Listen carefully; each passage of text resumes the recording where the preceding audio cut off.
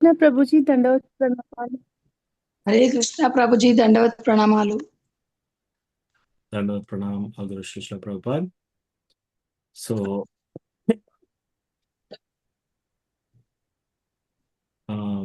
So మంగళాచరణ అయిపోయింది. తర్వాత మనము కీర్తన కూడా చేసాము. ఇప్పుడు ఈ రోజు శ్లోక చూద్దాం. సో ఈ రోజు మనకు అసైన్ చేసిన శ్లోక వచ్చేసి శ్రీమద్ భాగవతం 3వ స్కందం 4వ చాప్టర్ 24వ శ్లోక. సో నేను షేర్ చేస్తాను. ఎవరైనా ఒక డివోటీ కాల్ రిపీట్ చేయండి. ఆ తర్వాత మీరు చెప్పచ్చు. శ్రీమద్ భాగవతం 3:4-24. సతం మహాభాగవతం సతం మహాభాగవతం వ్రజంతం కౌరవర్షభః వ్రజంతం కౌరవర్షభః విశ్రంభాత్ అభ్యదత్తేదం విశ్రంభాదభ్యత్యేదం ముఖ్యం కృష్ణ పరిగ్రహే ముఖ్యం కృష్ణ పరిగ్రహే సతం మహాభాగవతం సతం మహాభాగవతం వ్రజంతం కౌరవర్షభః వ్రజంతం కౌరవర్షభః విశ్రంభాదభ్యదత్తేదం విశ్రంభాదభ్యత్యేదం ముఖ్యం కృష్ణ పరిగ్రహే ముఖ్యం కృష్ణ పరిగ్రహే సతం మహాభాగవతం సతం మహాభాగవతం వ్రజంతం కౌరవర్షభః వ్రజంతం కౌరవర్షభః విశ్రంభాత్ అభ్యదత్తేదం విశ్రంభాదభ్యత్యేదం ముఖ్యం కృష్ణ పరిగ్రహే ముఖ్యం కృష్ణ పరిగ్రహే. థ్యాంక్ యూ మాతాజీ. ఇప్పుడు మిగతా డివోటీస్ చెప్పండి. Thank you Prabhuji. హరే కృష్ణ. कृष्ण प्रभु जी सतं महाभागवतं व्रजन्तं कौरवर्षभः विश्रम्भादभ्यदत्तेदं मुख्यं कृष्ण परिग्रहे. हरे कृष्ण प्रभु जी. हरे कृष्ण. हरे कृष्ण प्रभु जी. भागवतं व्रजन्तं कौरवर्षभः विश्रम्भादभ्यदत्तेदं मुख्यं कृष्ण परिग्रहे. हरे कृष्ण प्रभु जी. सतं महाभागवतं व्रजन्तं कौरवर्षभः विश्रम्भादभ्यदत्तेदं मुख्यं कृष्ण परिग्रहे. Thank you. हरे कृष्ण प्रभु जी. सतं महाभागवतं व्रजन्तं कौरवर्षभः विश्रम्भादभ्यदत्तेदं मुख्यं कृष्ण परिग्रहे. हरे कृष्ण प्रभु जी.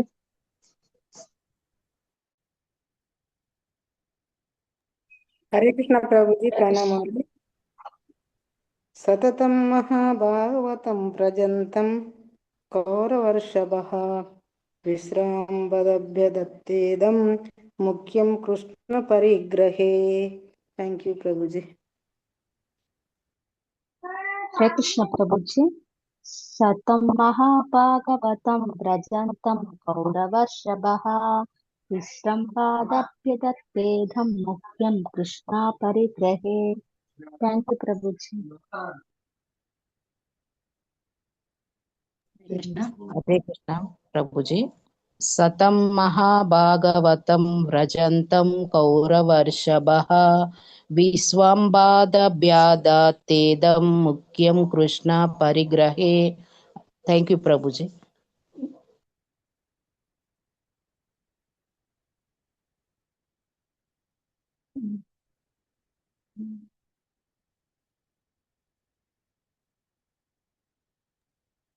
Thank you so much.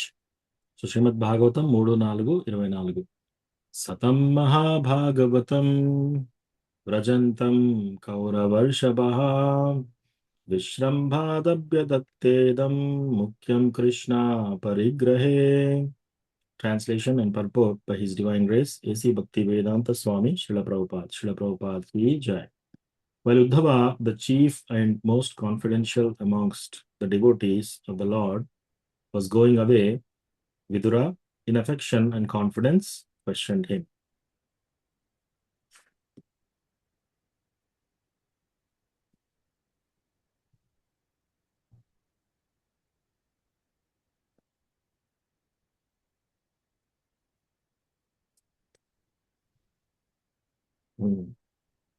శ్రీకృష్ణుని భక్తులలో ముఖ్యుడును పరమ అంత ఆంతరంగికుడును అగు ఉద్ధవుడు ఇక వెడలబోనప్పుడు విదురుడు ప్రేమ శ్రద్ధలతో అతనిని ఇట్లు ప్రశ్నించెను.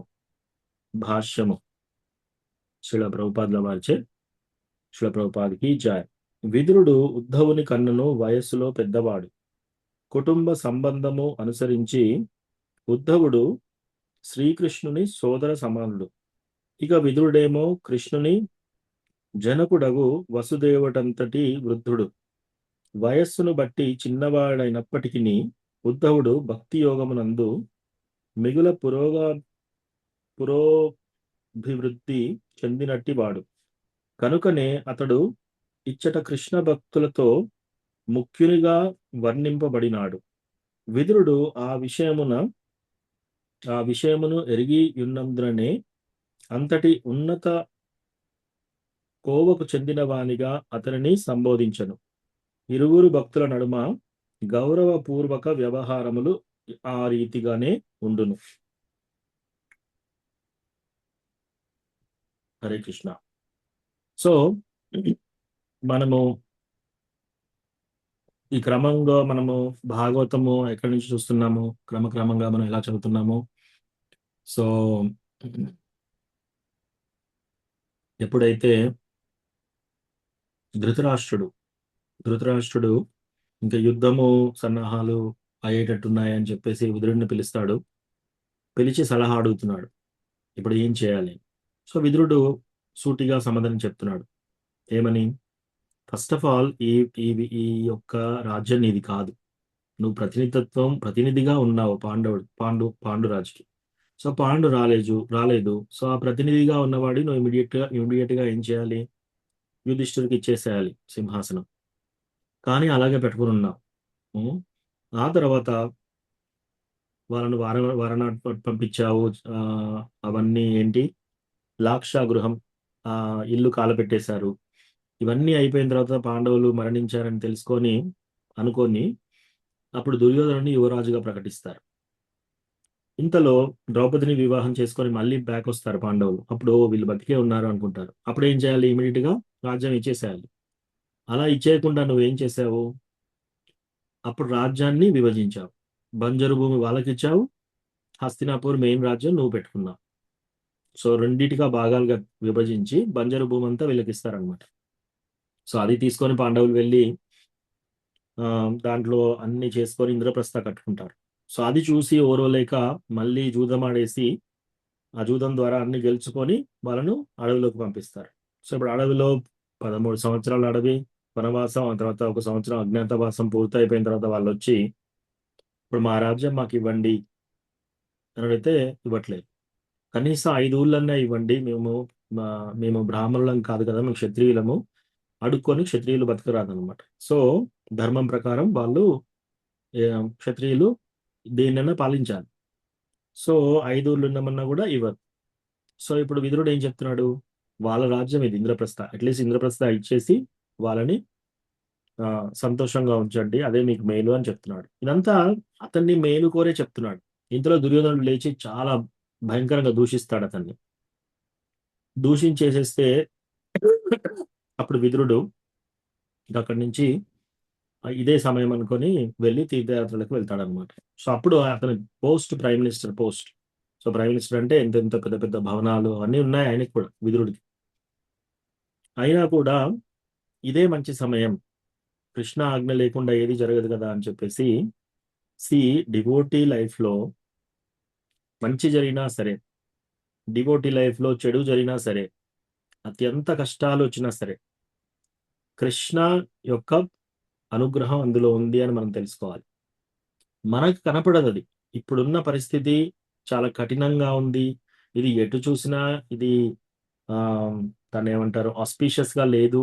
ఎటు చూసినా దీంట్లో ఆ ఇంత భయంకరమైన బాధలో ఉన్నాను నేను. ఆ, అట్లా ఉన్నా సరే కృష్ణ యొక్క అనుగ్రహంగా తీసుకోవాలి మనం. ఎందుకంటే మనకి ఆ ఎక్స్పీరియన్స్ ద్వారా కృష్ణ దగ్గరికి అయ్యే ఛాన్స్ ఇస్తున్నాడు కృష్ణ. మనకంటే ఎక్కువ కృష్ణకి తెలుసు మన మేలు, రైట్? సో ఇప్పుడు ఎవరైనా పసిపిల్లలు సపోజ్ జ్వరం వచ్చింది అనుకోని డాక్టర్ దగ్గర తీసుకెళ్తే ఇంజెక్షన్ ఇస్తారు. సో ఇంజెక్షన్ ఇచ్చేటప్పుడు ఎవరు పట్టుకుంటారు? తల్లి తండ్రి పట్టుకుంటారు గట్టిగా. అప్పుడు ఇంజెక్షన్ ఇస్తారు. ఆ బాబు పాపాలు ఏడుస్తూ ఉంటారు, అయినా కూడా ఆ ఇంజెక్షన్ అవసరం. తర్వాత మందు ఇస్తారు, చేదుగా ఉంటుంది మందు. సో తల్లి రకరకాలుగా ఆడిస్తూ ఏదో అటు ఇటు చూపిస్తూ సడన్ గా అది నోట్లోకి వస్తారు. ఎందుకు? ఆ పిల్లలకు నచ్చదు అది, అయినా కూడా అది ఇవ్వాలి. అది ఇస్తేనే వాళ్ళకి ఫ్యూచర్లో హెల్త్ బాగుంటుంది. అదేవిధంగా మనకు కూడా జరిగే కష్టాలు, మనకు కూడా జరిగే సందర్భాలన్నింటిలో కూడా కృష్ణ యొక్క హస్తం ఉంది అని మనం తెలుసుకోవాలి. సో అట్లా విదురుడు అది తెలుసుకున్నాడు. ఇదే మంచి టైం అని చెప్పేసి తీర్థయాత్రలకు వెళ్తున్నాడు. సో అట్లా వెళ్తూ వెళ్తూ ఉద్ధవుని కలుస్తాడు. సో ఉద్ధవుని కలిసేసి కృష్ణ ఎలా ఉన్నాడు, ఇంకా ద్వారకా వాసులు ఎలా ఉన్నారు, అట్లా అడుగుతున్నాడు అనమాట ప్రశ్నలు. అట్లాంటి ప్రశ్నలన్నీ అడిగినప్పుడు ఇమ్మీడియట్లీ ఉద్ధవ కృష్ణ అని తలంపు వినగానే కృష్ణ భగవానుడి గురించి గుర్తు తెచ్చుకుంటాడు.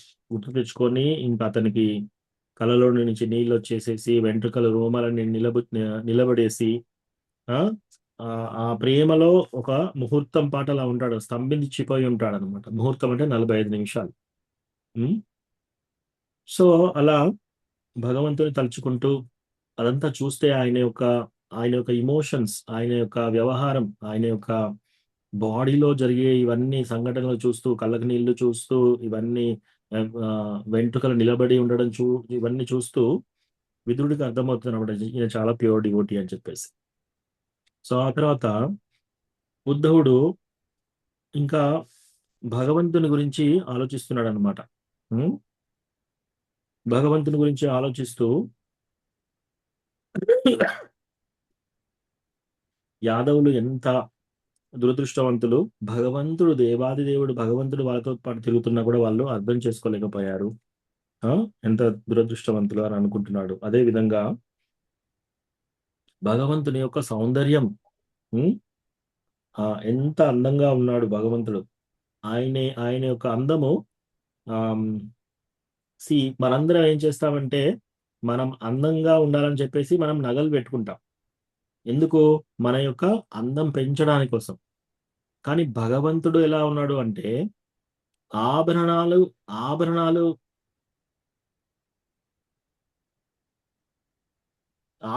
కృష్ణ అందం పెంచట్లేదు, కృష్ణ అందం ఆభరణాలు అందం పెంచుతుంది అనమాట. అలా ఉంది. ఆభరణాలకెల్లా ఆభరణం కృష్ణ భగవానుడు. సో ఇట్లా తలుచుకుంటున్నాడు.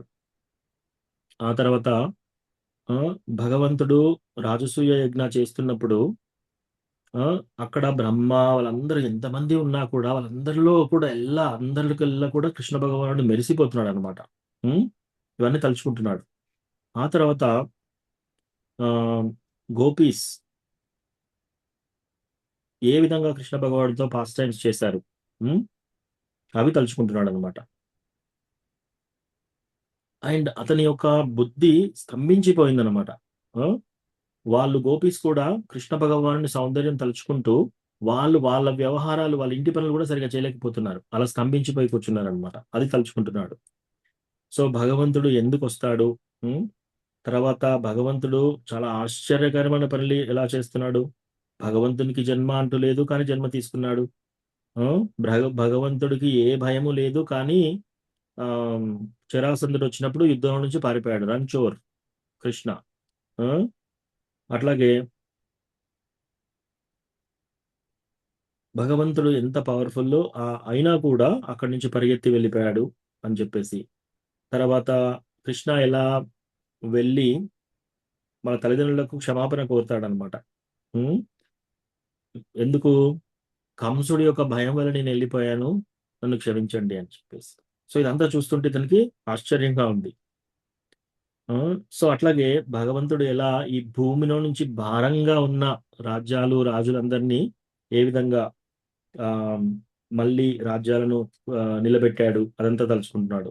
శిశుపాలుడు అతన్ని ఎలా సంహరించాడు అది తలుచుకుంటున్నాడు. ఉమ్,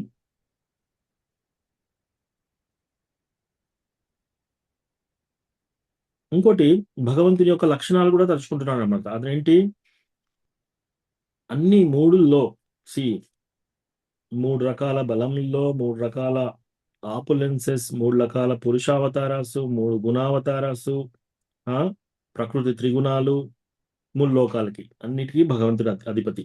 సో ఇట్లా తలుచుకుంటున్నాడు అనమాట. అదే విధంగా పూతనను అలా సంహరించాడు. అహోబకీయం స్తనకాలకూటం జిగాంశయాపాయదప్య సాధ్వీ లేభే గతిం దాతృచితాం తతోన్యం కంబా దయాళుం శరణం రజేమా. బకి అనే రాక్షసి తన యొక్క పాలిండ్ల పైన విషం పూసుకొని కృష్ణాన్ని సంహరించడానికి వచ్చింది. అప్పుడు కృష్ణ ఏం చేశాడు, ఆమె పాలు తాగడంతో పాటు ఆమె యొక్క ప్రాణాలు కూడా తీసేశాడు అనమాట. ఆమెను అట్లా చేసిన తర్వాత అంత హీనంగా భగవంతుని పిల్లల్ని చంపడానికి, అలా పాలిస్తూ చంపడానికి వచ్చిన రాక్షసికి కూడా ఏం పొజిషన్ ఇచ్చాడంట, గోలోక బృందావనంలో తల్లి పొజిషన్ ఇచ్చారనమాట. ఇంకా అంతకంటే దయ ఎవరికై ఉంటుంది? సూటిగా ఎదురుగా వచ్చేసి శత్రువుల్లాగా వచ్చేసి గొడవ పెట్టుకొని చంపడం వేరు, ఒక తల్లిలాగా పాలిచ్చే తల్లిలాగా తయారైపోయి విషం పెట్టి మరి చంపడం అంటే ఎంత ఘోరం, ఎంత హీనం.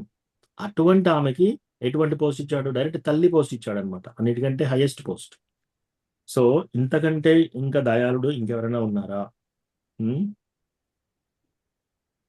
సో అలాగే భగవంతుని లీల ఎలా చేశాడు, కృష్ణ ఎలా జన్మించాడు, మథుర నుంచి బృందావన్కు ఎలా వెళ్ళాడు, ఎటువంటి పవర్ఫుల్ చైల్డ్, ఎంత పవర్ఫుల్ గా ఉండేవాడు కృష్ణ భగవానుడు.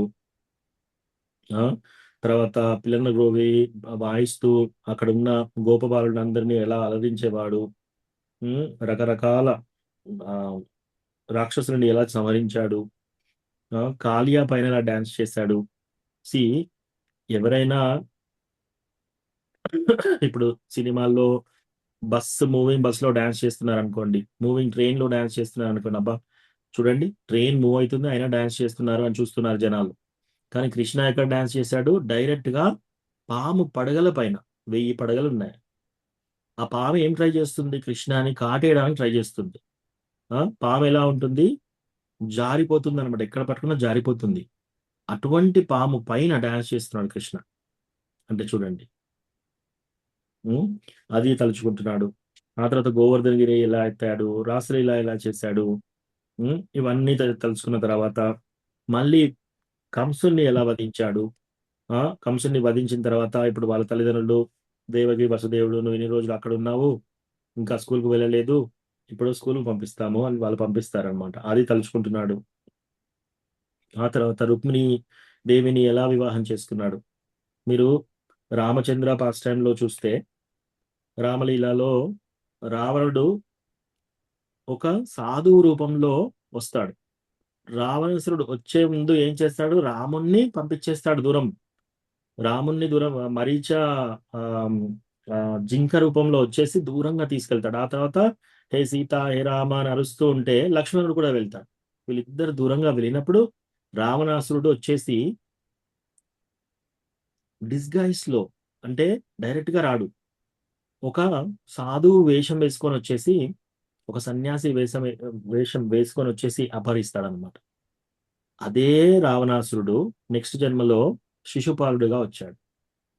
ఇదే రామచంద్ర నెక్స్ట్ కృష్ణగా వచ్చాడు. మరి కృష్ణ ఎలా అపహరించాడు? డైరెక్ట్ గా ఏ ఒక్క వేషం మార్చుకోలేదు, డైరెక్ట్ గా వచ్చేసి శిశుపాలుడి ముందు నుంచి రుక్మిణీదేవిని అపహరించి తీసుకెళ్ళాడు అనమాట. భగవంతుడు లీల చేస్తే ఎలా చేస్తున్నాడు చూడండి. రాక్షసుడు ఏం చేశాడు? భగవంతుడు దూరంగా పంపించేసేసి వేషం మార్చుకొని మరి కిడ్నాప్ చేశాడు.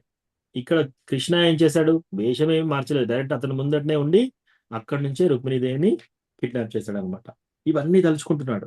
నాగ్నజీతిని ఎలా వివాహం చేసుకున్నాడు, ఉమ్, ఆ నగ్నజీతిని వివాహం చేసుకునే ముందు 7 ఎద్దులతో ఫైట్ చేయాలన్నమాట. ఇంకా వాటికి ఆ ఆ, నోటి ఒక తాడు, సారీ ముక్కు తాడు ఇంకా బిగించలేదు వాటికి. సో ముక్కు తాడు ఇంకా బిగించని ఎద్దులు ఎలా ఉంటాయంటే చాలా చాలా డిఫికల్ట్ వాటిని కంట్రోల్ చేయడం. ఎందుకంటే ఆ ముక్కులో నుంచి తాడు వేస్తే ఏమవుతుందంటే ఆ తాడు గుంజగానే ఆగిపోతాయి ఆ నొప్పితోటి. కానీ ఆ ముక్కు తాడు బిగించకపోతే ఏమవుతుంది, ఇంకా ఎద్దు చాలా బలంగా ఉంటుంది, కోపంగా ఉంటుంది. అటువంటిది 7 ఎద్దులతో ఫైట్ చేసి నాగ్నజీతిని వివాహం చేసుకుంటాడు. ఆ తర్వాత సత్యభామ గురించి పారిజాత పుష్పం ఎలా తీసుకొచ్చాడు, ఆ ఇంద్రుడితో వాళ్ళందరితో ఫైట్ చేసి అది తలుచుకుంటున్నాడు. ఆ తర్వాత నరకాసురుణ్ణి వధించేసేసి నరకాసురుడు బంధించిన 16,000 మంది కన్యలని వివాహం చేసుకుంటాడు. సో వాళ్ళందరూ అర్థిస్తున్నారు కృష్ణని, ఓ అర్థబందో ఓ కృష్ణ, మేము కిడ్నాప్ చేయబడ్డాము, ఇక్కడ పరాయి రాజుతో మేము కొన్ని నెలల పాటు బందీలుగా ఉన్నాము, మమ్మల్ని ఎవరు వివాహం చేసుకుంటారు ఇప్పుడు, మమ్మల్ని అనుగ్రహించండి అని వేడుకుంటే అప్పుడు కృష్ణ వాళ్ళందరినీ వివాహం చేసుకుంటాడు అనమాట. వివాహం చేసుకొని వాళ్ళతో పిల్లల్ని కానీ ఒక నార్మల్ హస్బెండ్ ఎలా ఉంటాడో అలా ఒక భర్తలాగా వ్యవహరించాడు అనమాట 16,108 మందితో. ఆ తర్వాత ఈ భయంకరమైన కాలయవన, జరాసంధ, శాల్వ ఇటువంటి వాళ్ళందరినీ ఎలా సంహరించాడు, తర్వాత శంబర, ద్వివిడ, బాణ, ముర, బల్వల, దంతవక్ర వీళ్ళందరినీ ఎలా సంహరించాడు, ఇవన్నీ తలుచుకొని బ్యాటిల్ ఫీల్డ్ ఆఫ్ కురుక్షేత్రలో ఏ విధంగా యుద్ధం జరిగింది, అక్కడ కృష్ణ అక్కడే ఉండి పాండవులకు ఎలా విజయం చేకూర్చాడు, దుర్యోధనుడు మరణించినప్పుడు కూడా దుర్యోధనుడి తొడలు పగలగొట్టేసి చంపినప్పుడు రక్తపాతంలో ఉన్న దుర్యోధనుని చూసి కూడా కృష్ణ సంతోషంగా లేడు. ఎందుకు? 2 రీజన్స్. ఒకటి, కృష్ణ మమైవాంశో జీవలోకే జీవభూత సనాతన. సో కృష్ణ మనందరం కృష్ణ అంశలమే. సో అటువంటి చావు చూసి కృష్ణ కూడా ఇష్టం లేదనమాట. కృష్ణ కూడా బాధపడుతున్నాడు. రెండో బాధ ఏంటంటే, ఓకే ఇప్పుడు కురువంశం అనేది నాశనం అయిపోయింది, భూమికి భారంగా ఉన్నారు వీళ్ళందరూ, ఇంకా యదువంశం ఉంది, యదువంశం చాలా పవర్ఫుల్ గా ఉన్నారు, ఇంకా వాళ్ళ పరిస్థితి ఏంటి అని ఆలోచిస్తున్నాడు అనమాట. అందుకే కృష్ణ సంతోషంగా లేడనమాట. సో ఆ తర్వాత కృష్ణ ద్వారకాలో ఇట్లా ఆలోచిస్తున్నాడు అనమాట. ఉత్తర గర్భంలో నుంచి ఎలా అశ్వత్థామ ఎప్పుడైతే బాణాలు బ్రహ్మాస్త్ర వేస్తాడో, ఆ బ్రహ్మాస్త్ర వేసినప్పుడు ఎలా కాపాడాడు, ఇవన్నీ తలుచుకొని ఆ తర్వాత ఇంకా సేజస్ కర్స్, అప్పుడు ఈ యాదవులు ఏం చేస్తారంటే ఒక మగవాడికి చీర కట్టేసి ఒక దిండు పెట్టేసి గర్భం వచ్చిన స్త్రీలాగా తీసుకెళ్లి ఋషులందరినీ అక్కడ ఉన్న ఋషులను అడుగుతున్నారు అనమాట, జోక్ చేస్తున్నారు, ఇతనికి మగ బిడ్డ పుడుతుందా ఆడబిడ్డ పుడుతుందా అని. సో అప్పుడు అందుకే ఎప్పుడు కూడా డివోటీస్ తో హేళన చేయకూడదు అనమాట. సో అలా చేస్తే ఏమైంది, వాళ్ళు శపించారు. ఏమని? ఈ యొక్క మీరు తీసుకొచ్చిన ఇతని గర్భం నుంచి వచ్చిన ఇనుప ముద్దలాగా ఉంటుంది, దాని ద్వారా మీ యదువంశం అంతా నాశనం అయిపోతుంది అని చెప్పేసి. సో ఇప్పుడు ఏమైపోయారు, ఇమ్మీడియట్లీ యాదవులందరూ చాలా మంది వరకు ప్రభాష క్షేత్రానికి వెళ్తారు. అక్కడ అందరికీ పిండ ప్రసాదము అవన్నీ చేసి పూజలు అవి చేస్తున్నారు అనమాట. సో అట్లా ఇంకా మిగతా వాళ్ళందరూ ఎవరైతే ప్రభాష క్షేత్రానికి వెళ్ళలేదో వాళ్ళందరూ మత్తు పదార్థాలు సేవించేసేసి ఒకరిని ఒకరు కొట్టుకుంటున్నారు, ఒకరొకరు కొట్టుకొని లాస్ట్ చంపుకుంటారు అనమాట. సో అట్లా అందరు యాదవులు మరణిస్తారు. సో ఇక్కడ ఏంటంటే, ఎవరైతే కృష్ణ భగవానుడు ఈ భూమండలంలో లీల చేయడానికి వచ్చారో గోలోక బృందావనం నుంచి కొందరు వచ్చారు, వాళ్ళందరూ ప్రభాష క్షేత్రానికి వెళ్ళారు. మిగతా వాళ్ళందరూ స్వర్గలోకం నుంచి కొందరు దేవతలు వచ్చారు, వాళ్ళందరూ కూడా యదువంశంలో జన్మించారు. వాళ్ళందరూ అక్కడే ఉండేసి ఇవన్నీ తాగేసి అందరిని ఒకరొకరు చంపుకున్నారు అనమాట. అట్లా చంపేసుకొని వాళ్ళు స్వర్గానికి వెళ్ళే వాళ్ళు స్వర్గానికి వెళ్ళారు, ఇటు గోలోక బృందానికి వెళ్ళేవారు గోలోక బృందానికి వెళ్ళిపోయారు. సో ఇదంతా భగవంతుని యొక్క లీల జరుగుతుంది అనమాట. సో అలా ఆ విధంగా యాదవులందరి ఆ స్టోరీ ముగుస్తుంది అనమాట. అట్లా ఉద్ధవుడు వచ్చేసి ఇప్పుడు మైత్రేయ ఋషిని కూడా కలుస్తాడనమాట. సో మైత్రేయ ఋషి ఆ కృష్ణ ఉద్ధవ ఉన్న చోటుకి మైత్రేయ ఋషి వస్తాడు. మైత్రేయ ఋషి కూడా చాలా ఎల్డర్లీ పర్సన్, ప్యూర్ డివోటీ కాదు, కానీ జ్ఞాన మిశ్ర భక్త. సో ఆయన వచ్చినప్పుడు ఇద్దరికి కృష్ణ ఉపదేశం ఇస్తున్నప్పుడు కూడా ఉద్ధవుని పట్ల చాలా సంతోషంగా ప్రేమగా చూస్తున్నాడు అన్నమాట. అలా ప్రేమగా చూస్తూ ఉద్ధవుడికి సందేశాన్ని ఇస్తున్నాడు మైత్రేయ ఉండగా కూడా. సో ఉద్ధవుడు ఇప్పుడు భగవంతుడు ఇంకా వెళ్ళిపోతున్నాడు అని ఆయన యొక్క విరహం అది చూడలేకుండా ఉన్నాడు అనమాట. సో అప్పుడు కృష్ణ భగవానుడు ఒక్కడుగా వెళ్ళి ఒక చెట్టు కింద కూర్చొని అతని కుడికాలు వెడంకాలు పైన వేసేసి ఇట్లా పడుకొని ఉండి అట్లా రెస్ట్ తీసుకుంటున్నాడు అనమాట. సో అదంతా చూస్తాడు, భగవంతుని యొక్క ఎలా కూర్చున్నాడు అని చెప్పేసి.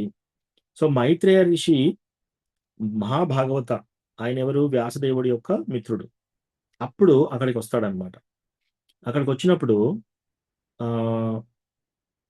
అప్పుడు కృష్ణ ఉద్ధవ పైన ఎక్కువ అటెన్షన్ ఉంటుంది. ఇద్దరు ఉన్నారు అక్కడ, కానీ ఉద్ధవ పట్ల ఎక్కువ అటెన్షన్, ఎక్కువ ప్రేమగా చూస్తూ చెప్తున్నాడు అనమాట. ఎందుకు? మైత్రేయ జ్ఞానభక్త, ఉద్ధవుడేమో ప్యూర్ డివోటీ, శుద్ధ భక్తుడు. సో అట్లా ఉద్ధవుడికి బోధిస్తున్నాడు అనమాట. ఇప్పుడు ఓ వసు, నీ యొక్క హృదయంలో నువ్వు నాతో పాటు గోలోక బృందానికి రావాలని నీకు ఉంది, కానీ నీకు ఒక బెనడిక్షన్, నీకు ఒక వరం ఇస్తున్నాను. ఏమని చెప్తున్నాడంట? సో ఉద్ధవుడు ఎవరంటే, యాక్చువల్గా ఉద్ధవుడు నిత్య సిద్ధ డివోటీ, అంటే గోలోక బృందాల నుంచి వచ్చిన డివోటీ. ప్లస్ వసు 8 మంది వసువులలో సాధన సిద్ధ వసువు కూడా ఉద్ధవ బాడీలో ఉన్నారనమాట. సో అందుకని ఇదే నీ లాస్ట్ లైఫ్, ఈ జన్మ తర్వాత నువ్వు డైరెక్ట్ గా వైకుంఠానికి వెళ్ళిపోతావు. ప్లస్ నేను ఈ లోకం నుంచి ఎలా వెళ్ళిపోతానో అది నువ్వు చూడగలుగుతావు అని ఈ వరాలు ఇస్తాడనమాట. సో అప్పుడు నేను బ్రహ్మాకి చతుశ్లోకి భాగవతం చెప్పాను అంటాడు అనమాట. సో అప్పుడు ఉద్ధవ విదురుడితో చెప్తున్నాడు, అలా భగవంతుడు నాతో ఇలా మాట్లాడాడు అని చెప్తూ గుర్తు తెచ్చుకుంటూ ఆయన యొక్క వెంట్రుకలు నిలబడిపోతున్నాయి, ఆయన యొక్క కళ్ళకు నీళ్ళు వస్తున్నాయి. సో అట్లా ఇదంతా గుర్తు చేసుకుంటూ ఉద్ధవుడు విదురుడితో మాట్లాడుతున్నాడు అనమాట. సో ఉద్ధవ భగవంతునితో ఈ విధంగా చెప్తున్నాడట, ఏంటంటే, ఓ భగవాన్, ఓ కృష్ణ, నాకు ఈ పురుషార్థాలు అవసరం లేదు, ధర్మ అర్థ కామ మోక్ష ఇవి కాదు నాకు కావాల్సింది, మోక్షం కాదు నాకు కావాల్సింది, నాకు కావాల్సింది మీ యొక్క భక్తియుత సేవ. సో ప్యూర్ డివోటీ అంటే ఏంటి? మనకి ప్రాబ్లమ్స్ లో నుంచి రిలీఫ్ అడగట్లేరు, డబ్బు అక్కర్లేదు, ధర్మ అర్థ కామ కోరికలు తీరవాల్సిన అవసరం లేదు, డబ్బు అవసరం లేదు. ఏం కావాలి ప్యూర్ డివోటీస్ కి? కృష్ణ భగవాన్ యొక్క శుద్ధ భక్తి సేవ, అది కావాలి నాకు. కోన్వీషతే పాద సర్వోర్తేషు. ఓకే, దర్శనం టైం అయింది, దీని తర్వాత మిగతా ఫినిష్ చేద్దాం.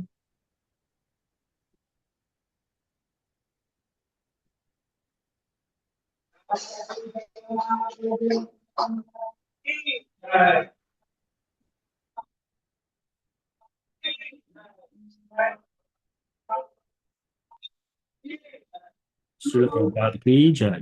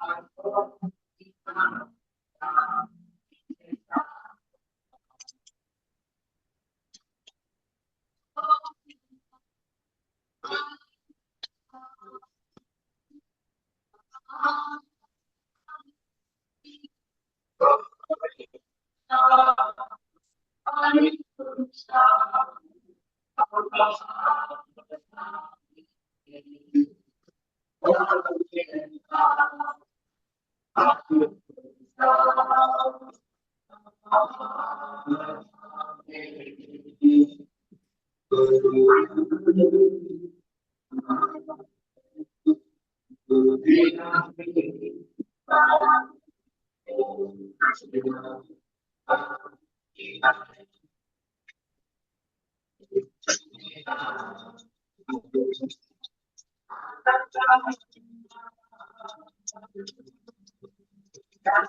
गौरिता की जय।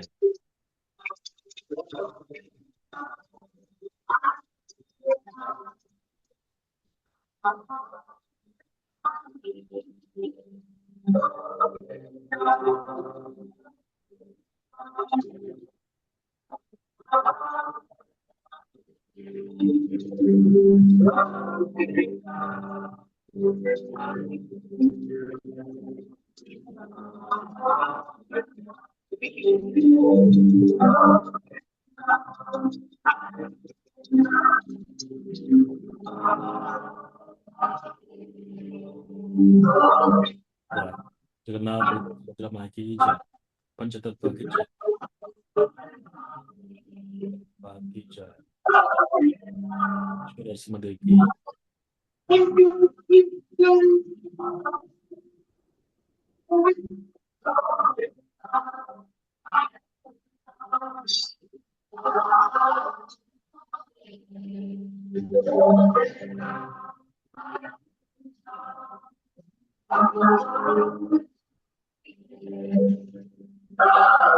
राधा रानी की।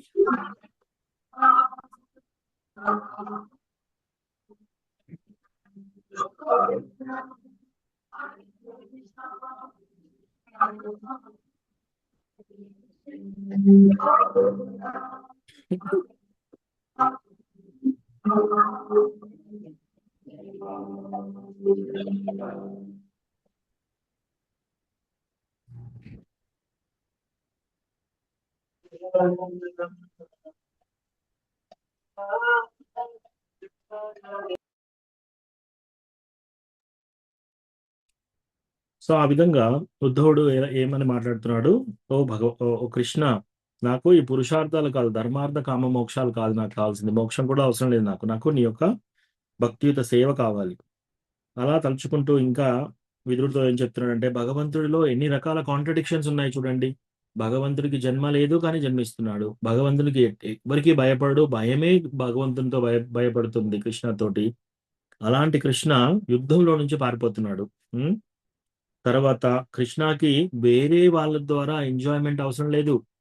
కృష్ణ అతని లోపట అతనే హ్యాపీగా ఎంజాయ్ చేయగలుగుతాడు. కానీ అందరిని వివాహం చేసుకున్నాడు, స్త్రీలతో ఉంటున్నాడు, వాళ్ళతో పిల్లల్ని కంటున్నాడు, ఫ్యామిలీ మెంబర్ లాగా ఉంటున్నాడు. ఇదంతా చూసి ఉద్ధవుడికి చాలా కన్ఫ్యూజన్ అయిపోయింది అనమాట. ఆ తర్వాత భగవంతుడు దేవాది దేవుడు వచ్చేసి, ఉద్ధవ ఇప్పుడు ఏం చేయాలి, ఇప్పుడు హస్తినాపురకు మనం వెళ్ళాలంటావా, వాళ్ళు దూతను పంపించారు, ఇప్పుడు ఏం చేద్దామని ఉద్ధవ దగ్గర సలహా తీసుకుంటున్నాడు.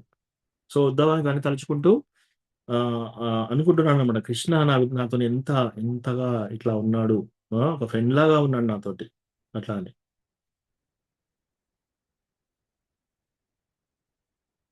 అప్పుడు కృష్ణ భగవాను అడుగుతాడు అనమాట, నీవు చెప్పిన బ్రహ్మకి చెప్పిన శ్రీమద్ భాగవతం నాకు కూడా చెప్పండి అని చెప్పేసి. అలా అన్నప్పుడు అప్పుడు విదురుడితో చెప్తున్నాడు అనమాట, నా యొక్క హృదయంలో కృష్ణ భగవానుని గోలోక వృందం చేరుకోవాలనేది ప్లస్ భాగవతం వినాలని చెప్పేసి నేను అనుకున్నప్పుడు కృష్ణ నాకు పరమాం స్థితిని చెప్పాడు. ఈవెన్ బ్రహ్మకి కూడా చతుశ్లోకి భాగవతంలో చెప్పండి, వృందావన్ లీల, మథుర లీల, అది పరమాం స్థితి, అది నాకు చెప్పాడు అని ఇంకా బాధపడుతున్నాడు అనమాట. ఎందుకు? భగవంతునితో విరహం, భగవంతునితో దూరం అయిపోయారని చెప్పేసి. సో ఎప్పుడైనా సరే భగవంతుణ్ణి చూడాలనే ఆత్రం ఎక్కువగా ఉంది ఉద్ధవుడికి. కానీ ఇప్పుడు భగవంతుడు ఏమంటున్నాడు, నువ్వు బద్రికాశ్రమం వెళ్ళు, బద్రికాశ్రమం వెళ్ళి అక్కడ ఉన్న వాళ్ళకి నీ అసోసియేషన్ ఇవ్వు, ప్లస్ నువ్వు కూడా అక్కడ నరనారాయణ ఋషి ఉంటారు, వాళ్ళని కలు. సో అట్లా వాళ్ళు పెనాన్స్ అంటే వాళ్ళు తపస్సు చేస్తూ ఉంటారని చెప్పేసి. సో నువ్వు వెళ్ళి అక్కడ కూడా మిగతా అందరికీ భాగవతం చెప్పాలి, అక్కడ ఉన్న సేజెస్ అందరికీ, ప్లస్ నరనారాయణ ఋషితో నువ్వు అసోసియేషన్ తీసుకో, ఈ విధంగా చెప్పి. సో అట్లా ఎప్పుడైతే భగవంతుడు ఇదంతా భాగవతం పరమాం స్థితి, ఎస్పెషల్లీ వృందావన్, మథుర ఇటువంటి అవన్నీ చెప్తున్నాడంటే, అప్పుడు ఈ ఉద్ధవుడు అనుభవించే విరహ వేదన నుంచి బయటకు వస్తాడనమాట. ఎందుకు?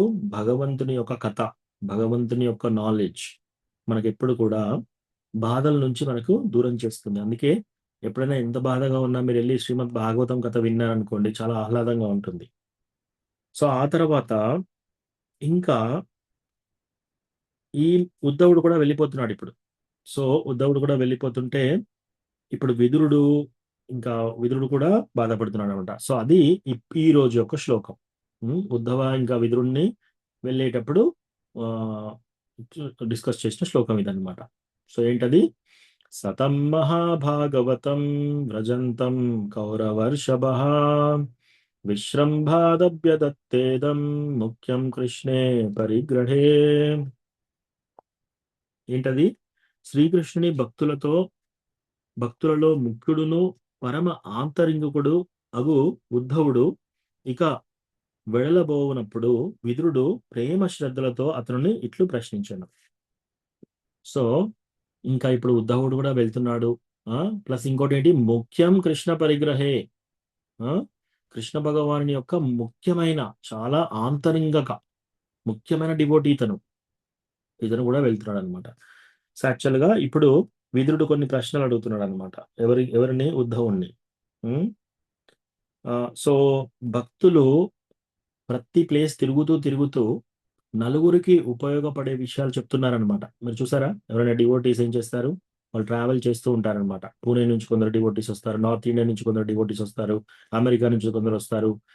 తర్వాత రకరకాల డివోటీస్ వాళ్ళ ఎక్కువ దగ్గర ఉండరు. వాళ్ళ తిరుగుతూ వాళ్ళు ఏం చేస్తున్నారు? భగవంతుని యొక్క లీలలు చెప్తున్నారు అందరికి. అట్లా అనమాట. సో అలా భగవంతుని యొక్క లీలలు చెప్తున్నారు అనమాట. సో యాక్చువల్లీ ఇక్కడ విదురుడు ఏం చేస్తున్నాడు? ఉద్ధవాని నాకు ఇప్పుడు నువ్వు భగవంతుడు ఏమేమి మెసేజ్ చెప్పాడు నాకు చెప్పండి అని రిక్వెస్ట్ చేద్దాం అనుకుంటాడు. సో అప్పుడు ఉద్ధవుడు చూస్తున్నాడు అనమాట. ఉద్ధవుడు ఏంటి? కృష్ణ భగవానుడితో సేమ్ ఏజ్ అనమాట. కానీ విదురుడు ఎవరు? ఉద్ధవుడి తండ్రి ఏజ్. సో విదురుడు కృష్ణ తండ్రి వసుదేవుడితో ఈక్వల్ గా ఏజ్ లో ఉన్నాడు విదురుడు. సో ఆయన ఏజ్ లో పెద్దవాడు అని చెప్పేసి ఆయన నేను భక్తుల్ని చేసుకోవడం ఎలా? అది సరికాదు.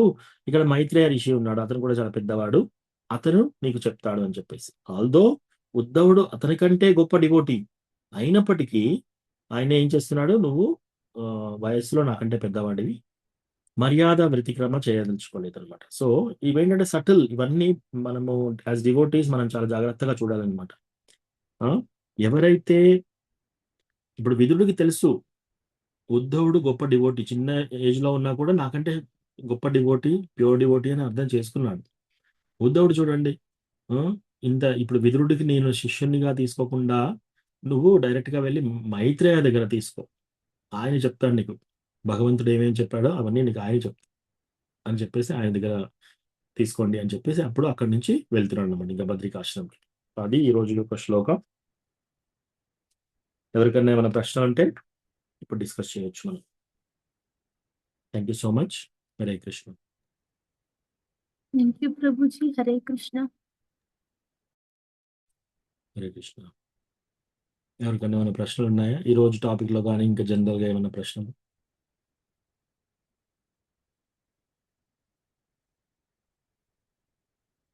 హరే కృష్ణ ప్రభుజీ. ప్రణామాలు ప్రభుజీ.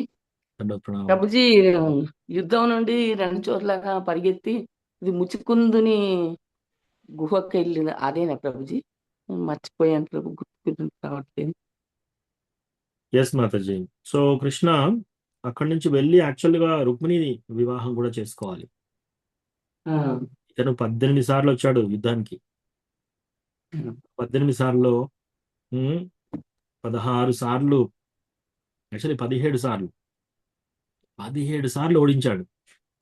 ఓడించి కానీ సంహరించలేదు అతన్ని. కానీ ఈసారి ఏం చేస్తున్నాడు కృష్ణ? అక్కడి నుంచి పరిగెట్టి రుక్మిణి వివాహం చేసుకోవాలి.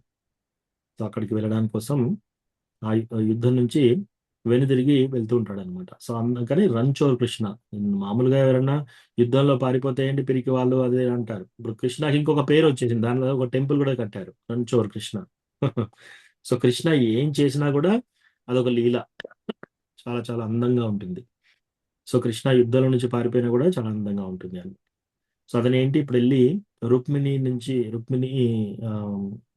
కిడ్నాప్ చేసి ఆ శిశుపాలుని బాధల నుంచి విముక్తి చేయాలన్నమాట. సో అట్లా. థ్యాంక్ యూ ప్రభు. నాకు అసలు ఈ యుద్ధం నుంచి పారిపోయి కృష్ణ ఎక్కడికి పోయాడు, ముచ్చుకుందుని గుహకి అట వెళ్ళాడా, ఇది గుర్తుకు రావట్లేదు ప్రభు అసలు. థ్యాంక్ యూ ప్రభు. సరే, థ్యాంక్ యూ.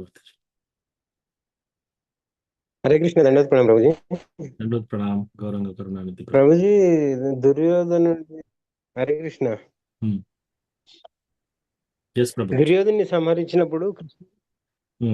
సంహరించినప్పుడు కృష్ణుడు బాధపడతాడు కదా. 2 కారణాలు చెప్పారు. ఫస్ట్ కారణం, సెకండ్ రీజన్ అర్థం కాలేదు ప్రభు. Yes.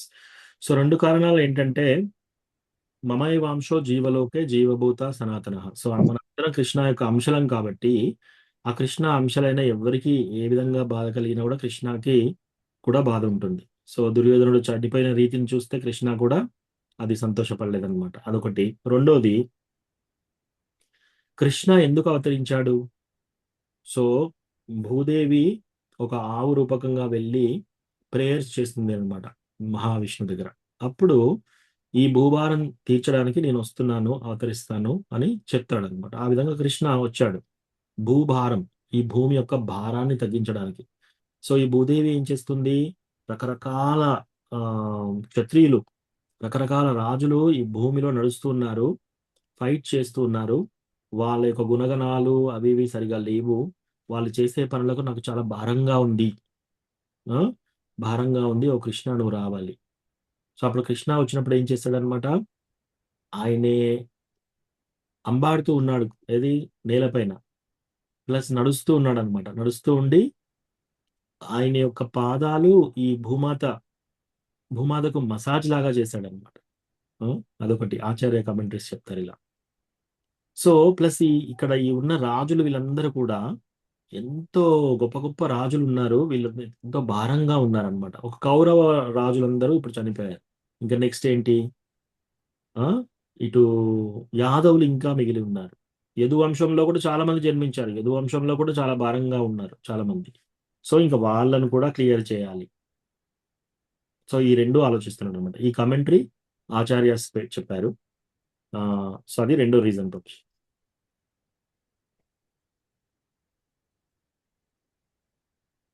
Okay, thank you Prabhu. Thank you Prabhu. Yes, Deepa Mataji. Hare Krishna Prabhuji. Prabhuji, ఇది మనకి భగవద్గీతలో శ్రీకృష్ణుడే చెప్పాడు కదా, అంటే నాకు సమానమైన వస్తువు కానీ నాకంటే గొప్ప వ్యక్తి గాని లేడు అని చెప్పేసి. మరి ఉద్ధవుడికి అలాంటి పొజిషన్ ఎలా ఇచ్చారంటారు? ఉద్ధవుడు కృష్ణ భగవానుని భక్తులలో గొప్ప భక్తుడు, అంతేగాని కృష్ణ కంటే గొప్పవాడని ఎక్కడ చెప్పలేదు. ఇప్పుడు ఫర్ ఎగ్జాంపుల్ మీరు పాండవాస్ తీసుకోండి, విదురుణ్ణి తీసుకోండి, వీళ్ళందరిలో కూడా ఉద్ధవుడు గ్రేట్ డివోటీ. ఉద్ధవుడి కంటే గ్రేట్ డివోటీస్ ఉన్నారు ఇంకా. ఎవరు? గోపీస్. సో గోపీస్ ఉద్ధవుడి కంటే గ్రేట్ డివోటీస్. ఇంకా గోపీసే కాదు, నంద మహారాజ్, యశోదమాత, వాళ్ళు ఉద్ధవుడి కంటే ఇంకా గ్రేట్ డివోటీస్. సో ఉద్ధవ సత్యరసలో ఉంటాడు అనమాట. సో ఫస్ట్ శాంతరసలో ఎవరు? చెట్లు, తర్వాత అక్కడ ఉన్న గుట్టలు, ఇవన్నీ శాంతరస. ఆ తర్వాత సర్వీస్ దాస్యరసలో రక్తక, చిత్రక, దారుక, వీళ్ళందరూ కృష్ణకి సేవ చేస్తూ ఉంటారనమాట గోలోక బృందావనం. సో వాళ్ళ తర్వాత వాళ్ళకంటే అధికులు ఎవరు? సఖ్యరసాలో కృష్ణతో ఫ్రెండ్షిప్ గా ఉన్న వాళ్ళు. ఉదాహరణకి కృష్ణ యొక్క సఖాస్, అందరు సఖాస్, తర్వాత ఉద్ధవుడు, వీళ్ళందరూ అలా. సో ఇప్పుడు మనకి ఈ మహాభారతంలో ఇప్పటి వరకు మనం చూసిన పేర్లలో అందరిలో కూడా ఉద్ధవ గ్రేట్ డివోటీ. అంతేకాని కృష్ణ కంటే గొప్పవాడు కాదు. కృష్ణ కంటే గొప్పవాడు అని ఎక్కడ చెప్పలేదు. ఎస్, కృష్ణ భగవానుడు భగవద్గీతలో చెప్పాడు అన్నమాట. ఏంటది? నాకంటే ఈక్వల్ గా కానీ నాకంటే అధికంగా కానీ తెలుసుకోవాల్సింది ఇంకా ఏమీ లేదు, ఎవరు లేరు అని చెప్పేసి. మత్తః పరతరం నా అన్యత్ కించిదస్తి ధనంజయ మయి సర్వం ఇదం ప్రోతం సూత్రే మణిగణా ఇవ. సో ఈ శ్లోకంలో కృష్ణ ఈ విషయం చెప్తున్నాడు అన్నమాట. నాకంటే ఈక్వల్ గా కానీ నాకంటే ఇంకా అధికంగా ఇంకెవరూ లేరు. నా అన్యత్, ఇంకెవరు లేరు. సో అందుకని కృష్ణ దేవాది దేవుడు. కానీ ఇప్పుడు ఉద్ధవుణ్ణి భక్తులలో శ్రేష్ఠుడు అని చెప్తున్నాడు, ముఖ్య భక్తుడు అని చెప్తున్నారు. ఏది విదురుడు వీళ్ళతో పోలిస్తే. కానీ ఉద్ధవ కంటే కూడా ఇంకా శుద్ధ భక్తులు, గొప్ప భక్తులు ఉన్నారు. నంద మహారాజు, యశోదమాత, అందరూ గోపీసు, అందరూ కూడా ఉద్ధవుడి కంటే కూడా ఎక్కువ డివోషన్ ఉంది వాళ్ళకి. ఓకేనా మాతాజీ? అర్జున కూడా అర్జున కూడా. కరుణామయ కృష్ణమూర్తి ప్రభు, నేను మీకు వస్తాను. అర్జునుడు కూడా ఒక గ్రేట్ డివోటీనే కదా. Yes yes. సో దీపా మాతాజీ, మీకు క్వశ్చన్ క్లియర్ అయిందా? క్లియర్ అయింది ప్రభుజీ, ధన్యవాదాలు ప్రభుజీ. Hare Krishna. Thank you. So Karunamaya ప్రభుజీ హరే కృష్ణ. ప్రభు, ఎస్, అర్జునుడు కూడా గ్రేట్ డివోటీయే, కానీ అర్జునుడి కంటే కూడా ఉద్ధవుడు ఇంకా గొప్ప డివోటీ. ఇదంతా మనకు బృహత్ భాగవతామృతాలో చెప్తారు హైరార్కీ. పాండవులు. ప్రభుజీ ఎస్. అంటే I don't know about others, నాకైతే ఈ త్రిగుణాలు, ఈ క్లేశాలు ఎప్పుడూ నన్ను పిన్ చేస్తూనే ఉన్నాయి ప్రభుజీ.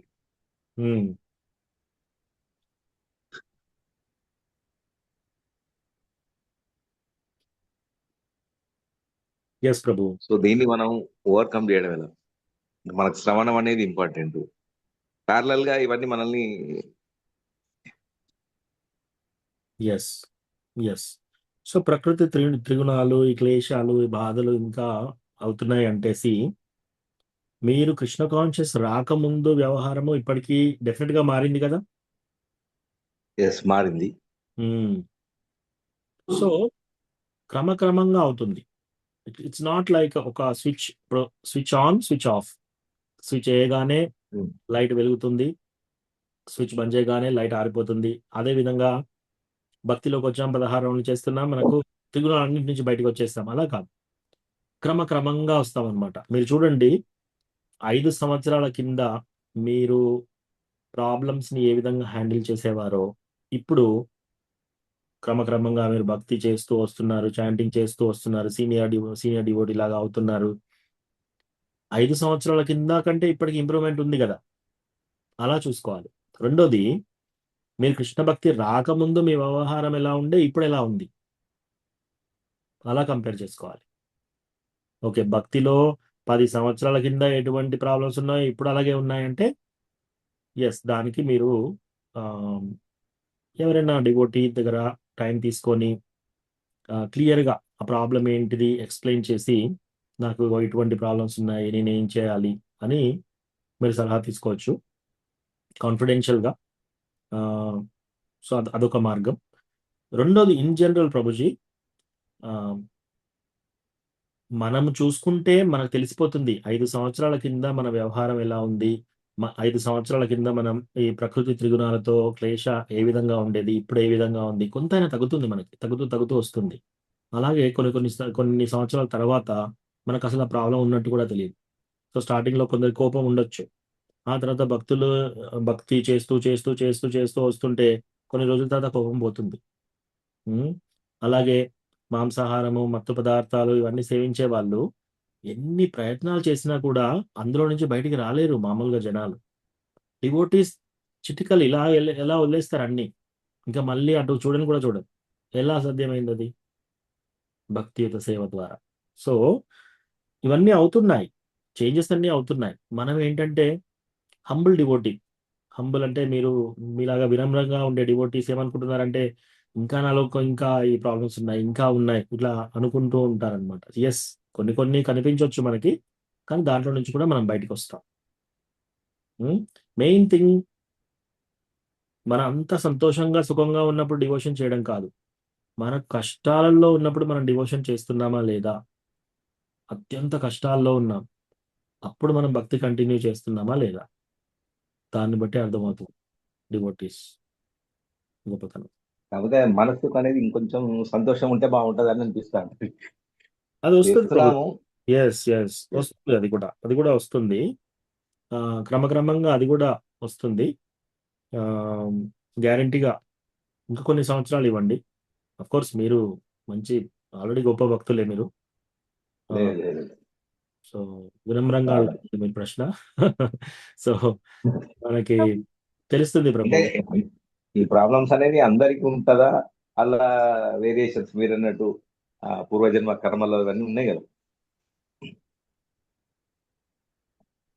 దాంట్లో చాలా రకాలు ఉంటారు ప్రభు. చేసి మనకు భగవద్గీతలో ఆరో చాప్టర్లో చెప్తారనమాట.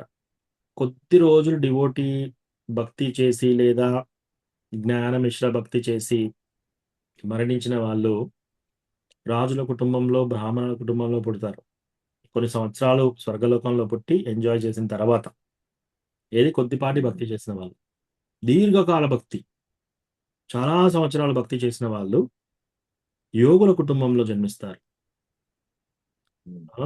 ఫర్ ఎగ్జాంపుల్ శ్రీల ప్రభుపాద్ జన్మ చాలా అరుదు అనమాట. వాళ్ళ ఫాదర్ ప్యూర్ డివోటీ. వాళ్ళ ఫాదర్ అందరినీ పిలిచి సాధువులందరికీ భోజనం పెట్టి అందరి చో బ్లెస్సింగ్ అడిగేవాడు అనమాట. ఏంటంటే ఆయన అడిగేది ఒకటి, మా కొడుక్కి రాధారాణి యొక్క కృప ఉండేలా దీవించండి. అట్లా ఎంతమంది అటువంటి అడుగుతారు? ఎవరన్నా సాధువులను పిలిచి ఇంటికి పిలిచి ఏమడుగుతారు? మా కొడుకు జాబ్ వచ్చేలాగా దీవించండి, పెళ్లి అయ్యేలా దీవించండి, ఇట్లా ఉంటుంది అనమాట. కానీ అతనేమడుగుతున్నాడు ఆ విధంగా. సో శ్రీల ప్రభుపాద్ మనకి ఎంత ఇచ్చాడు చూడండి.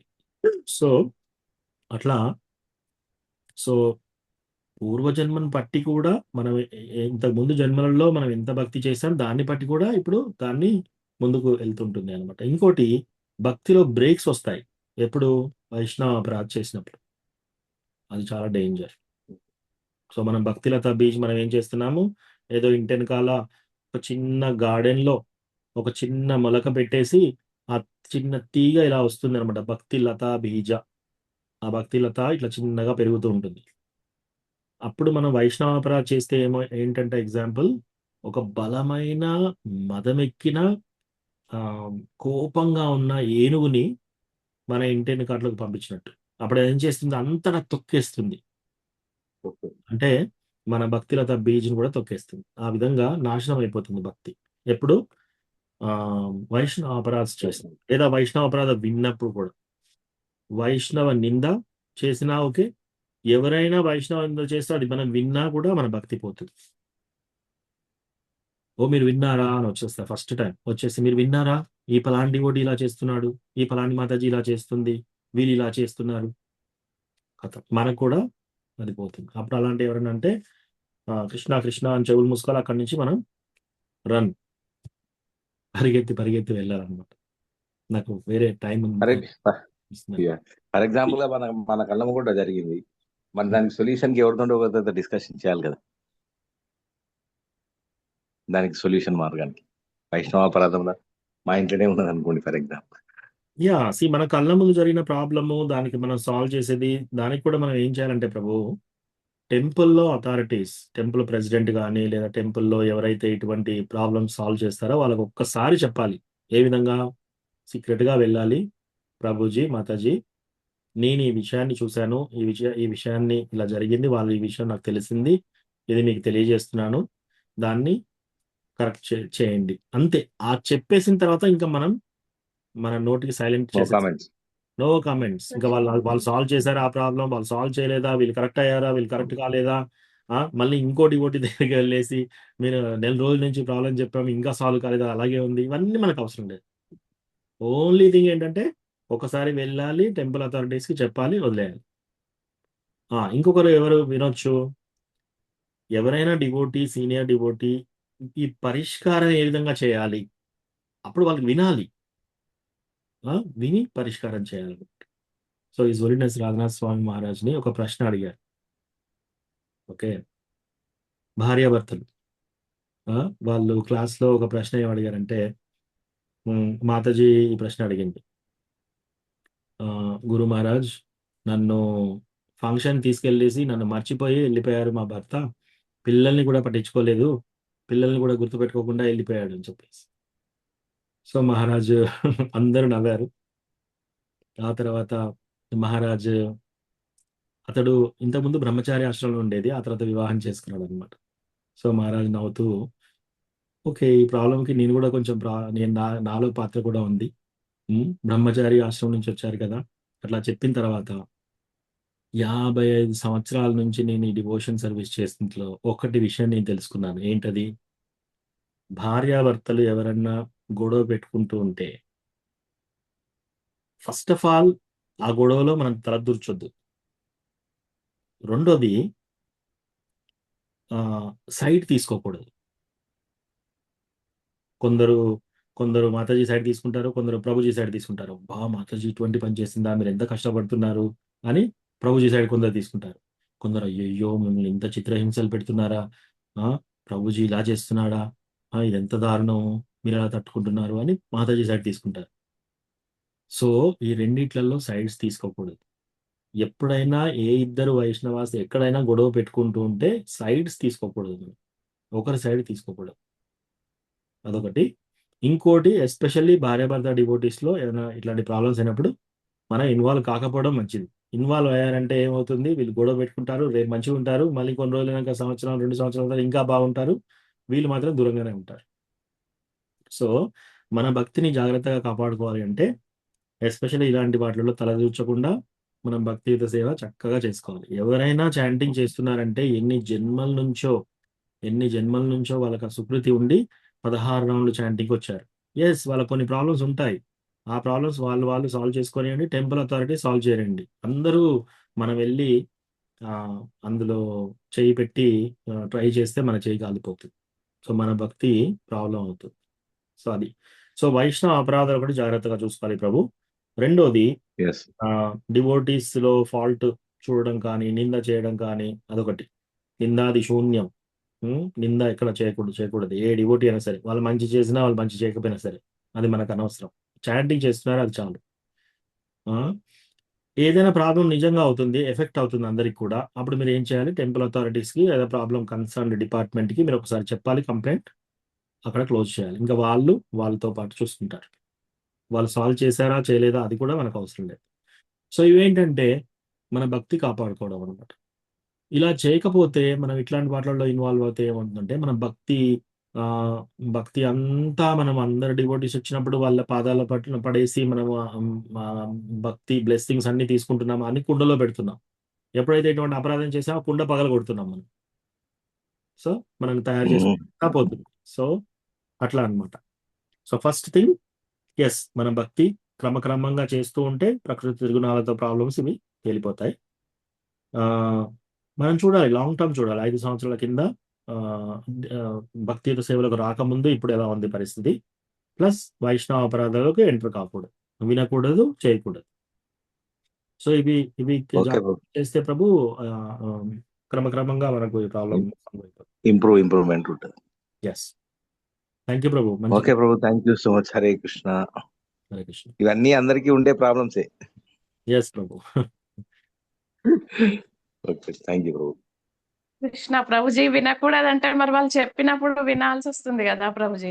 మమ్మల్ని ఇలా అన్నారు అని తోటి వైష్ణవులు చెప్పినప్పుడు మనం వినవలసి వస్తుంది కదా ప్రభుజీ. అట్లా కూడా వినొద్దా ప్రభుజీ? వాళ్ళకున్న రిలేషన్ బట్టి వినక తప్పదు కొన్ని విషయాలలో. అయ్యో ఇట్లా అన్నారా అని మనం కూడా అనవలసి వస్తుంది కదా. అలా అనకుండా ఉంటే మనలో మానవత్వం అన్నదే లేదన్నట్టు అనిపిస్తుంది కదా.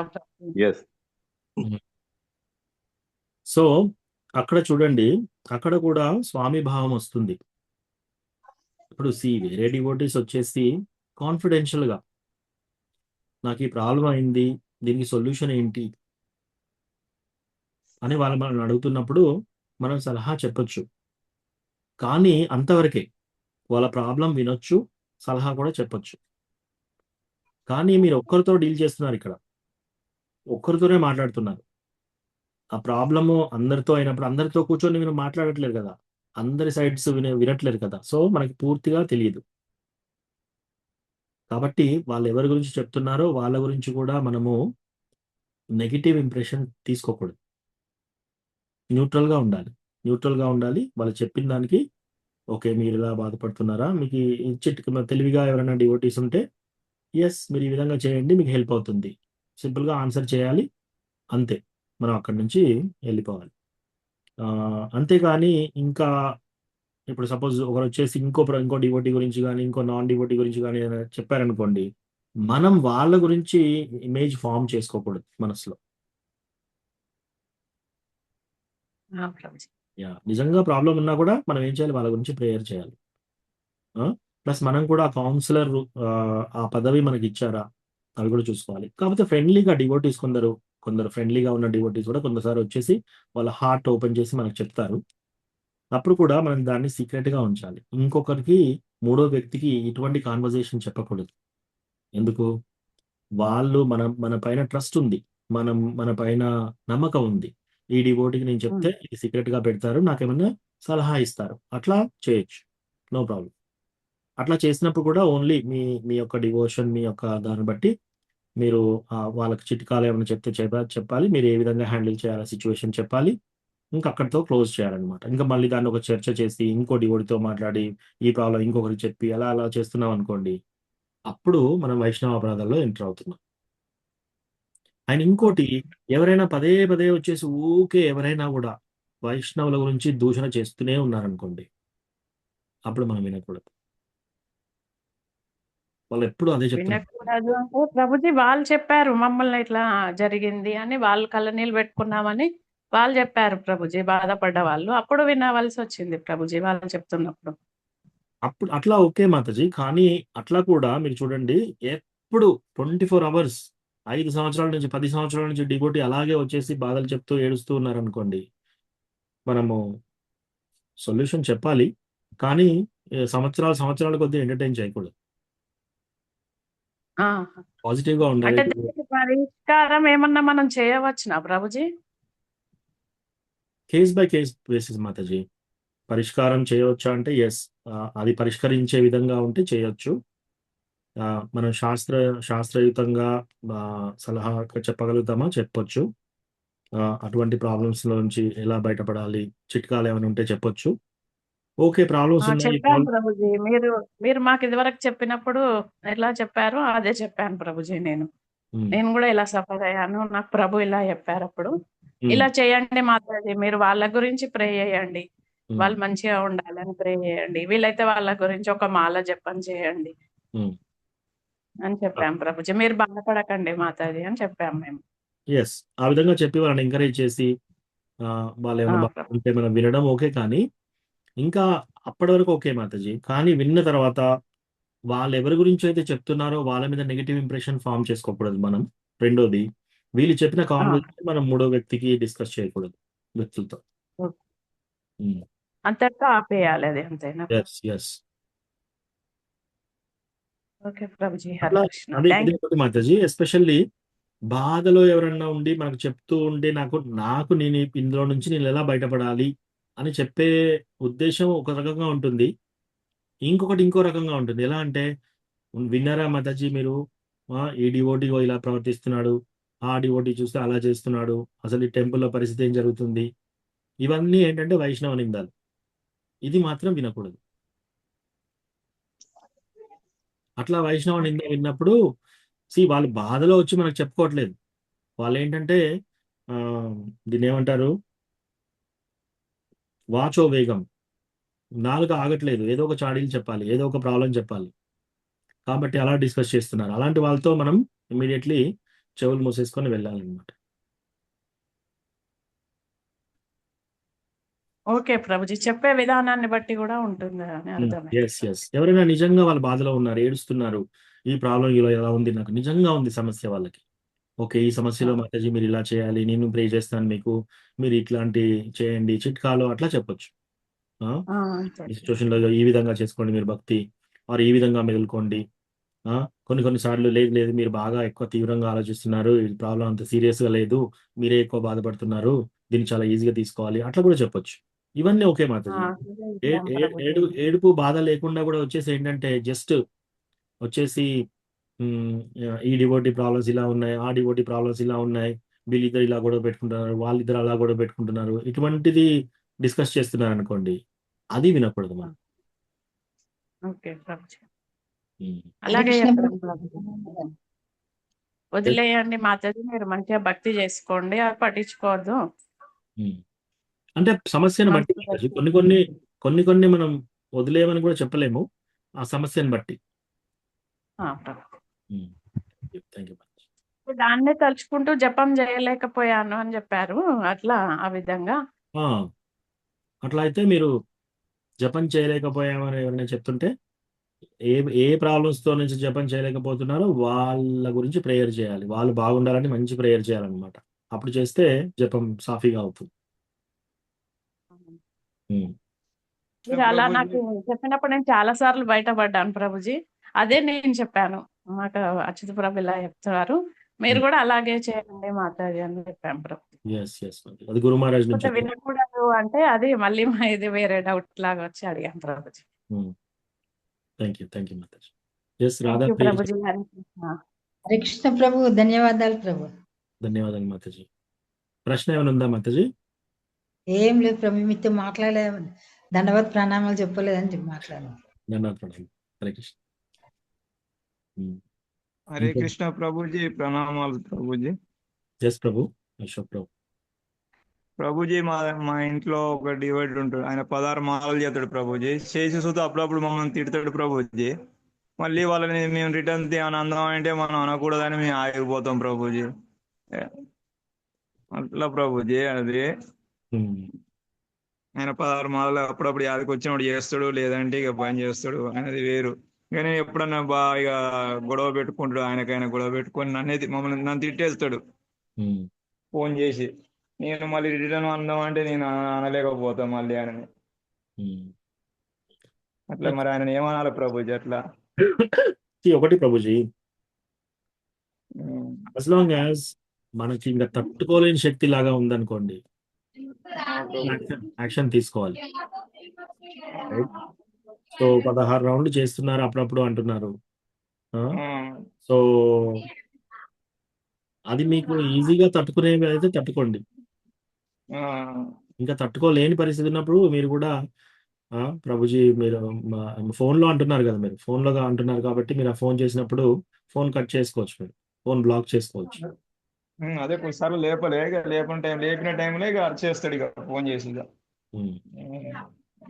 బంధువులే, చాలా దగ్గర బంధువులు, ఇక అరుస్తా ఉంటాడు ఊకనే.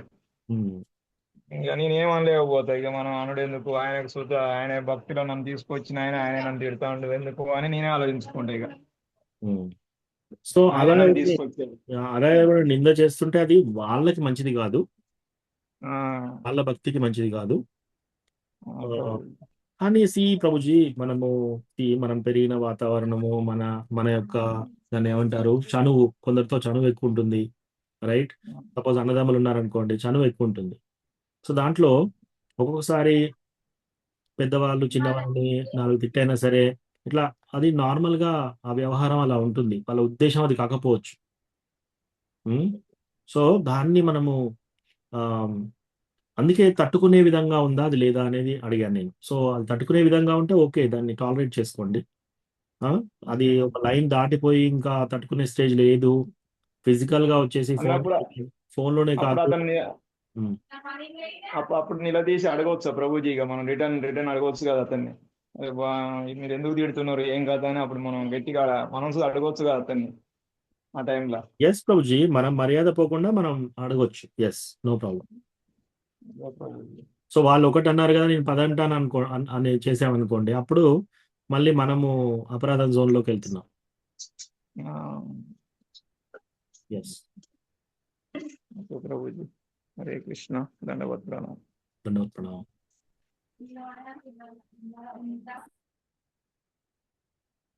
ఓకే, ఇంకేమైనా ప్రశ్నలు ఉన్నాయా?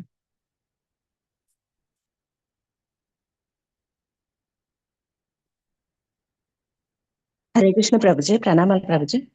దండవత్ ప్రణామం వనచారి సీతాదేవి మాతాజీ. ప్రభుజీ, ఇప్పుడు మనము ఎవరితోటి షేర్ చేసుకోకుండా కృష్ణకినో రాధారానికి షేర్ చేసుకోవచ్చా ప్రభు గారిని? ఎస్, మీరు ప్రేయర్ చేసినప్పుడు, మీరు పడుకున్నప్పుడు, మీరు ఒంటరిగా ఉన్నప్పుడు, ఎస్, కృష్ణతో మనము అన్ని విషయాలు అన్ని తెలుసు కృష్ణకి, ప్రత్యేకించి షేర్ చేసే అవసరం లేదు, కానీ ఎస్, షేర్ చేసుకోవచ్చు కృష్ణకి ప్రేయర్స్ ద్వారా. నాకు ఈ రకంగా ఉంది, నా హృదయంలో ఈ రకమైన బాధలు ఉన్నాయి. అంటే కొన్ని షేర్ చేసుకోలేకపోతున్నాం ప్రభుజీ, అంటే చేసుకున్నా కూడా, అంటే నాకు అవి చేసుకోవాలంటే కొంచెం బాధగా ఉంటుంది.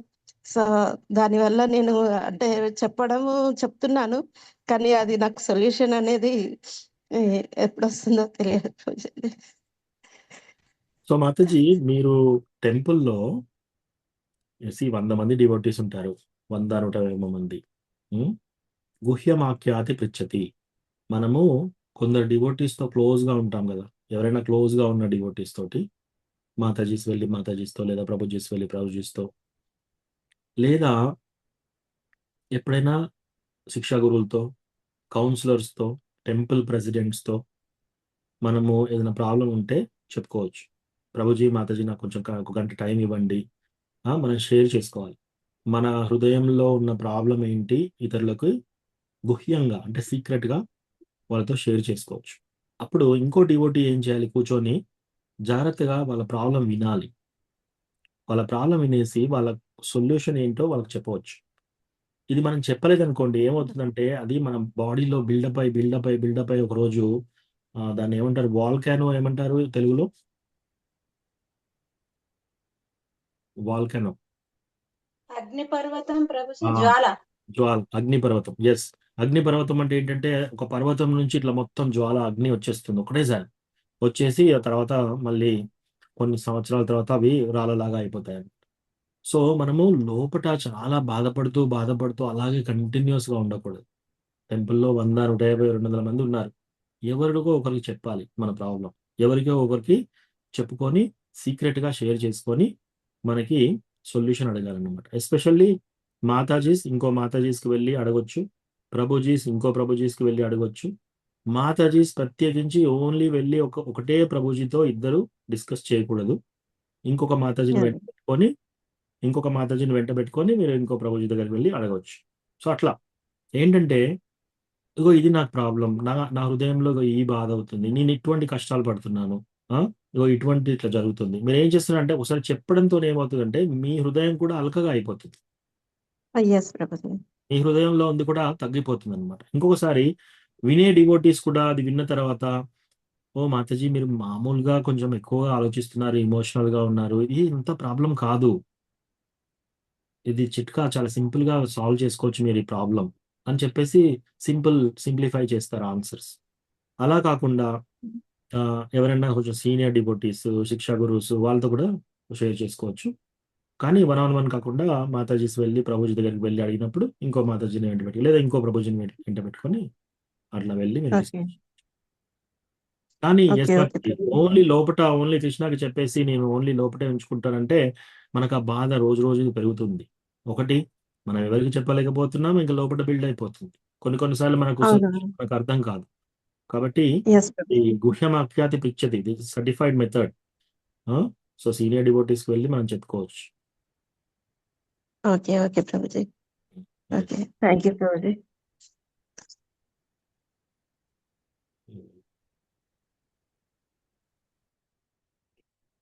ఇంకేమైనా ప్రశ్నలు ఉన్నాయా?